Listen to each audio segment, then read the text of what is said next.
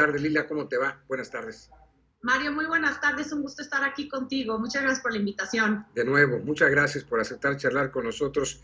Cuéntame, después de lo que vimos en el Capitolio, en el Capitol Hill, allá en Estados Unidos, ese asalto para tratar de impedir el conteo final de los votos electorales para el triunfo del señor Joe Biden como el próximo presidente de los Estados Unidos, ¿cuál es el escenario legal que le puede esperar o se le proyecta en estos momentos al todavía presidente Donald Trump? Sí, Mario, pues primero que nada, ahora recae la responsabilidad en el Congreso para castigar al presidente por las acciones que tomó el miércoles pasado en el Capitolio. Aquí hay dos situaciones. La primera es que ya mañana va a pasar una resolución por una mayoría demócrata en la Cámara de Representantes que insta al vicepresidente Mike Pence a que invoque la enmienda 25 para destituir al presidente por medio de una mayoría del gabinete apoyada del vicepresidente. Esto es muy improbable que suceda, a pesar de que ya han habido muchas renuncias por parte del gabinete de Trump. No creo que vaya a prosperar que se invoque la enmienda 25, pero debido a que este escenario es improbable, pues la Cámara de Representantes el día de hoy presentó el artículo de impeachment o de juicio político por el cual va a estar acusando a Donald Trump, que va a ser incitar a la insurrección. Y yo creo que esto, si el día de mañana no tiene respuesta la Cámara Baja de que si se va o no implementar la enmienda 25, entonces ya el jueves temprano iniciará el segundo juicio político en contra de Trump para que ya pues se pueda llevar a cabo ese proceso. Hay que recordar que se requiere de una mayoría simple en la Cámara de Representantes, 2/3 del Senado para que quede enjuiciado en la Cámara Alta, y sería el primer presidente de ser enjuiciado en el Senado, debido a que todos los otros presidentes, tanto Johnson, Clinton e incluso Trump en su primer juicio político, quedaron absueltos por el Senado. En el caso de la enmienda 25 que se le puede aplicar, entiendo que esto tiene que pasar por el actual vicepresidente, que si bien es cierto, marcó su línea en la parte más crítica de Donald Trump, en su resistencia por permanecer en la presidencia, y todo pareciera indicar que el vicepresidente se comportó de manera institucional, este no deja de ser parte del equipo de los republicanos, y había cierta renuencia a aplicar la enmienda.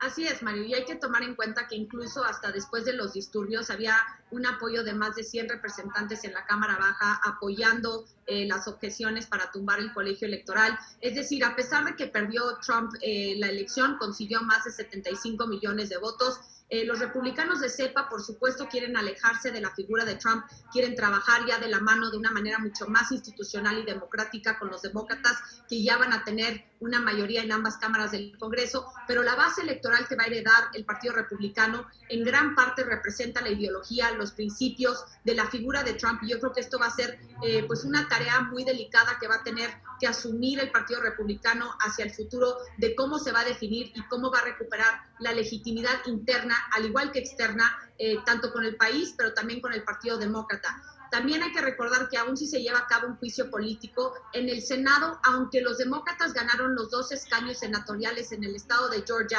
estos no van a tomar protesta hasta la próxima semana, y el voto de desempate que va a tener la vicepresidenta Kamala Harris no lo va a tener hasta después del 20 de enero, es decir, después de la toma de protesta del presidente Joe Biden. Entonces, hasta el momento se mantiene la mayoría republicana en la Cámara Alta, y es muy improbable que los demócratas logren convencer a 17 senadores republicanos a que voten para enjuiciar a Trump. Pero dicho esto, Mario, creo que el fondo o la intención de los demócratas es primero marcar un precedente de que esto nunca puede suceder y que ninguna acción semejante por cualquier otro presidente pueda replicarse en el futuro, pero también para frenar el que el Trump quede inhabilitado de lanzarse por un puesto político, es decir, en la elección presidencial del 2024, pero al ser enjuiciado también no podría autoindultarse, que ha sido una de las medidas preventivas que está considerando Trump en la Casa Blanca, hablando con sus asesores, abogados, de convertirse en el primer presidente que de hacerlo, pues se auto perdonara por cualquier delito federal que va a presentarse después de que salga de la Casa Blanca. ¿Tiene la posibilidad legal el presidente Trump de no entregar la presidencia?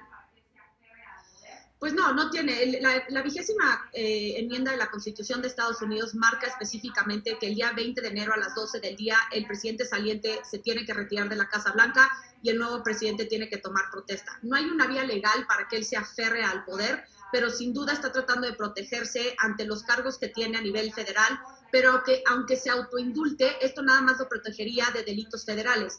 Es decir, todavía tendría que enfrentar cargos e investigaciones en su contra en cortes estatales, como las hay en el estado de Nueva York, e incluso se pueden abrir unas en el estado de Georgia por la llamada que hizo al secretario de Estado para intervenir en las elecciones senatoriales de ese estado. Entonces, a pesar de que se pueda autoindultar, lo cual marcaría también un precedente muy peligroso en la historia de Estados Unidos, también tendría que enfrentar los cargos en cortes estatales cuando salga de la Casa Blanca. Si ves improbable los dos escenarios, uno, que le apliquen el correr al presidente bajo la enmienda 25 o enjuiciarlo políticamente, entonces las peticiones que se hacen, ¿qué efecto buscan? ¿Un golpe nada más político como el llamado de la misma poderosa Nancy Pelosi?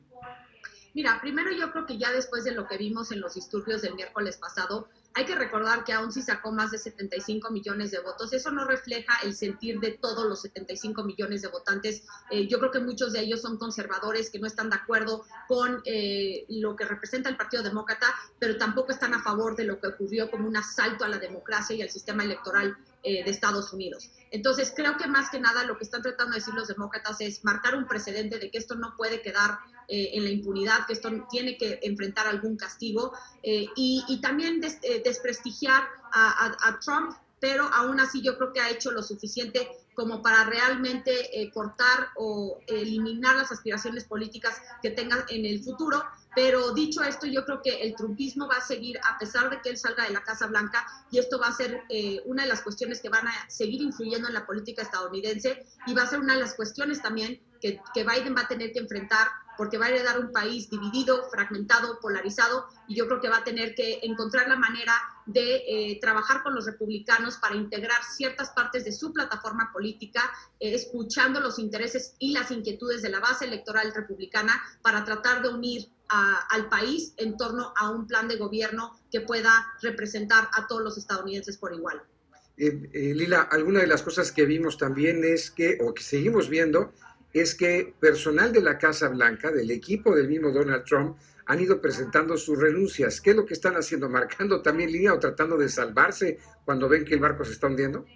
Sí, pues yo creo que ahorita ya es un poco tarde para estas renuncias, ¿no? Ya es muy fácil renunciar cuando el barco se está hundiendo. Lo vimos con la secretaria de Transporte, lo vimos ahora con el director interino de Seguridad Nacional.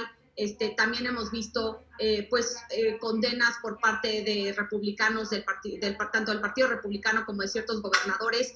Yo creo que están marcando una línea de que no están de acuerdo con lo que ocurrió el miércoles pasado, pero de nuevo me parece que llegó un poco tarde, porque este tipo de acciones antidemocráticas, de desprestigiar las normas, los principios de la democracia estadounidense, ha sido el bastión fundamental de la presidencia de Donald Trump durante los últimos 4 años. Entonces también, pues a pesar de que lleguen a renunciar en este momento, me parece que sí, el mensaje llegó muy tarde.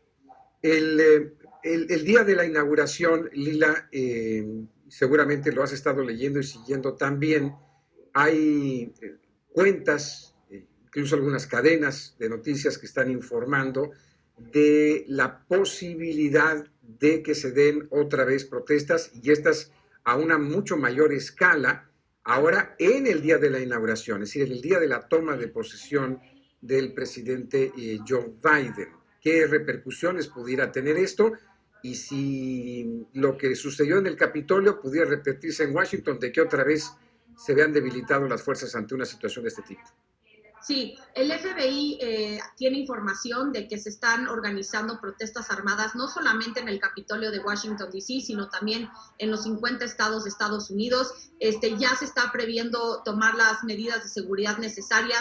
El Departamento de Defensa ya autorizó el despliegue de más de 15,000 efectivos de la Guardia Nacional para estar preparados en esta instancia, debido a que no estaban preparados el miércoles pasado. Pero sí es muy importante porque esto de nuevo va a marcar lo que puede convertirse en una cuestión muy violenta. Hay algunos que hablan de una posible guerra civil, a mí me parece un poco extremo ese escenario, pero sin duda demuestra también la fuerza de la base electoral de Trump, que ha difundido un discurso durante meses de que hubo fraude electoral, de que le robaron la elección. Incluso recordemos en ese debate presidencial durante la campaña que le dijo a los Proud Boys que se quedaran quietos y que esperaran órdenes, y dicho y hecho, se esperaron a que Donald Trump, por medio de su Twitter, los convocara a una reunión, a una marcha, el 6 de enero en la sesión en conjunto, les habló en una conferencia el miércoles por la mañana y bueno, se desató la ola de violencia que vimos que dejó un saldo de 5 muertos. Entonces, claro que puede afectar, desprestigiar aún más